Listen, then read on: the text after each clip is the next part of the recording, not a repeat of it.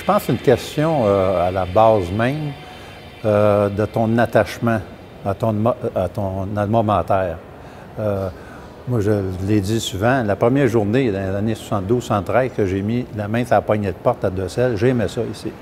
Je me suis toujours considéré comme un fils de l'école. J'ai passé ma partie d'adulte connecté au HEC. Je me suis toujours impliqué. La meilleure façon, c'est de commencer comme bénévole. Quand tu n'as pas d'argent, tu commences comme bénévole et tu donnes un petit peu. Puis, j'étais bien content quand Louis-Charles a fait son don parce que, premièrement, on s'en était pas parlé. Puis ça, j'ai trouvé ça extraordinaire de sa part. Il n'a pas dit, bon, mais j'en ai jamais parlé qu'il fasse un don. Et puis, il l'a fait. Puis un don important pour le Club des 100. Alors, j'étais très heureux de ça. Je pense que le succès de chacun des diplômés de l'école, en partie, on le doit en quelque part à l'école. Peut-être pas en entier, mais l'école amène des bons outils. On ne s'en rend pas compte quand on est étudiant, on est dans l'école, on est dans le feu de l'action.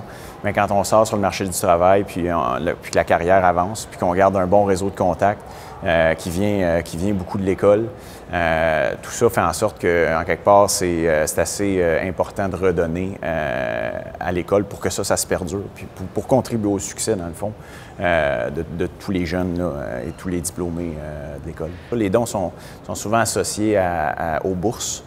Mais pour ma part, moi, c'est aussi l'ensemble de l'œuvre. C'est redonner à l'école, bien, ça permet à l'école de bien fonctionner, d'avoir, oui, les infrastructures nécessaires pour promouvoir la vie étudiante, puis faciliter les études, tout ça, mais de mettre en œuvre des programmes aussi qui aident au succès des étudiants en général et non pas juste ceux qui obtiennent les bourses. C'est ce que je trouve bien.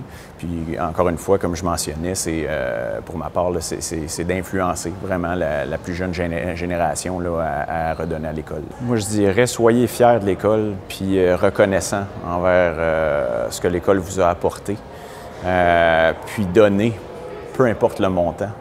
Attendez pas d'avoir suffisamment de sous pour être en mesure de donner. On peut donner à partir de n'importe quel budget, que ce soit un montant plus petit.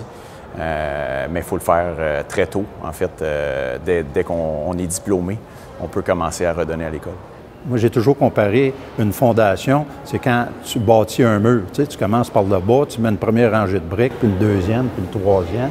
Puis dans ce temps-là, les gens étaient contents quand on a atteint le premier objectif, on va dire, de 500 000 $. Et puis aujourd'hui, bien, on parle de 8-10 millions par année. Alors, on est rendu au Canada parmi les plus puissants donateurs. Puis ça, c'est intéressant parce que maintenant, c'est les donateurs individuels qui donnent le plus. Alors, c'est des gens comme nous deux, puis comme les milliers d'autres. C'est ça qui fait qu'HEC aujourd'hui, c'est bien plus qu'une école de commerce. Pour prendre l'expression de Jean Guertin, ancien directeur de l'école, c'est une grande institution de calibre mondial.